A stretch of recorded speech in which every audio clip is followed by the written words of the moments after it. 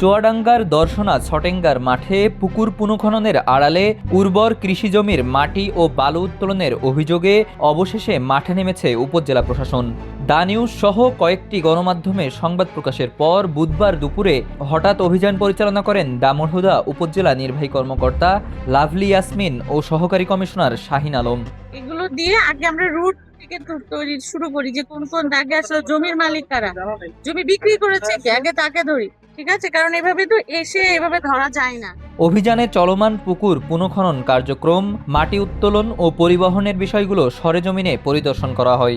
দীর্ঘদিন ধরে স্থানীয়দের অভিযোগ ছিল পুকুর খননের অনুমতির আড়ালে কৃষিজমির উর্বর উপরিভাগের মাটি কেটে বিক্রি করা হচ্ছে, যা কৃষি উৎপাদন ও পরিবেশের জন্য মারাত্মক হুমকি তৈরি করছে। উপজেলা নির্বাহী কর্মকর্তা জানান, পুকুর খননের নামে কৃষিজমির উর্বর মাটি কাটার সুযোগ দেওয়া হবে না। তদন্তে অভিযোগের সত্যতা মিললে জড়িতদের বিরুদ্ধে কঠোর আইনগত ব্যবস্থা নেওয়া হবে। স্থানীয়দের প্রত্যাশা, প্রশাসনের এই অভিযান নিয়মিত হলে কৃষিজমি রক্ষা, অবৈধ মাটি উত্তোলন বন্ধ এবং পরিবেশ সংরক্ষণে ইতিবাচক ভূমিকা রাখবে। Desk report, the news.